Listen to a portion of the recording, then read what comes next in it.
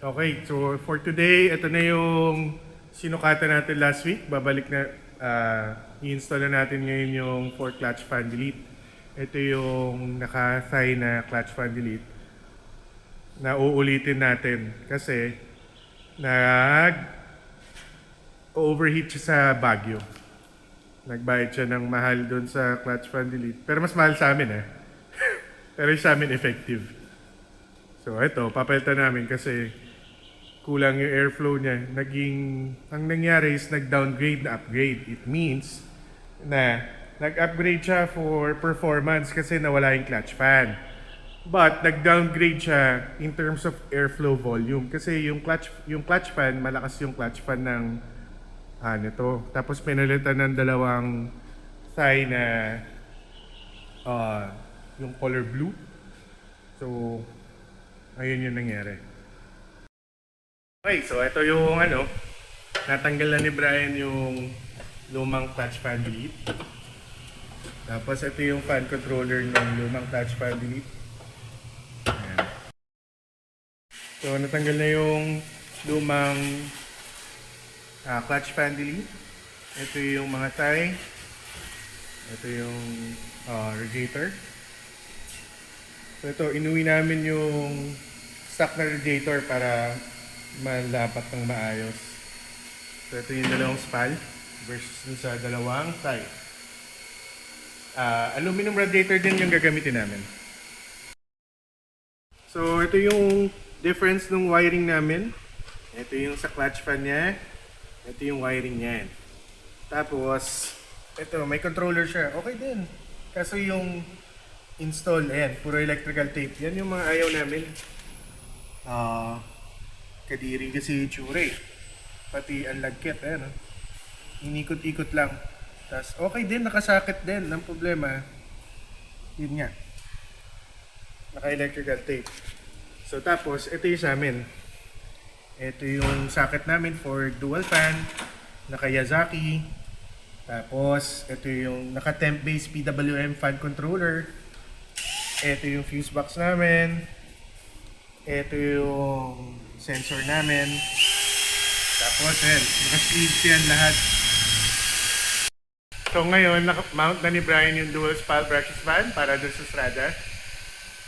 Ngayon, wiring na. Sunod. Hindi, install pala muna. Lalagay niya muna doon. Nabutas namin yung aluminum rod.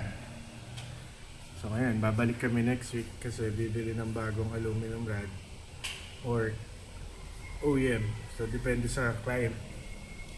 So ngayon, test lang kami ng fan. Sineset na lang yung wiring para pagbalik, install na lang dun sa aluminum rod. Dun sa bagong rod. Testing ng dual spal brushless fan if gumagana yung PWM. Yes.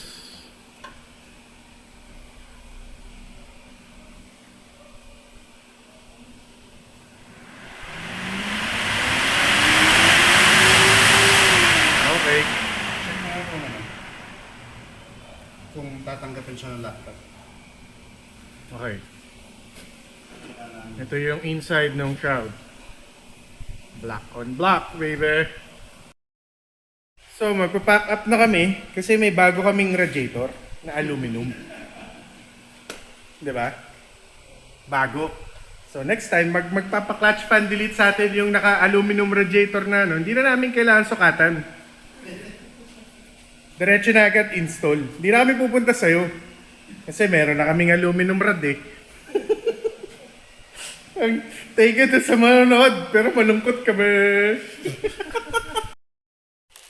So, andito na ulit tayo sa Strada. Strike 2. Nakabili na tayo ng aluminum radiator, yung kapalit ng nabutas natin. Ayan. Galit na galit pa si Brian Oo, uy, ingatan mo nga.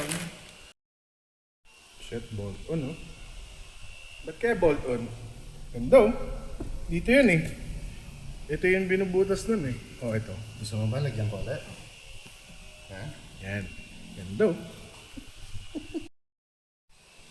Nakakabit na yung hoses. Ito yung ginagamit namin na clamp. Norma clamp yan. Made in Germany. Para dun sa water temp sensor namin. Shit, ang ganda oh. Ayan. Nabolt na ni Brian, lalagyan na ng coolant. Sexy. Clutch fan delete. Lagyan na natin ng coolant. Ayan, ganda.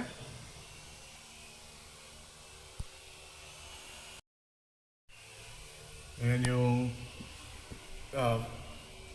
water sensor namin. Ito blue kasi napagandaan. Yung last na cord, wala kaming choice kasi biglaan lang nagsabi yan eh. Nung nakita niya, nag-post kami about sa PWM fan controller na temp base, gusto din daw niya.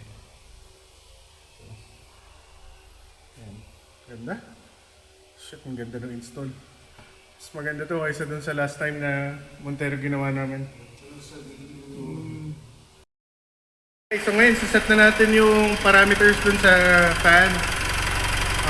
Paparev natin kasi medyo matagal yung pag-init para maka-reach agad natin yung operating temp. Ganda oh. Okay, Mitsubishi Strada, naka-clutch fan delete, ngayon naka 100%. Airflow volume reading lang to nung 1 and 2 fan. Ito yung first fan, Gaspal, brushless, game. Kung makukuha yung baba. Masigip na. Bakit? Yung isa gamitin natin.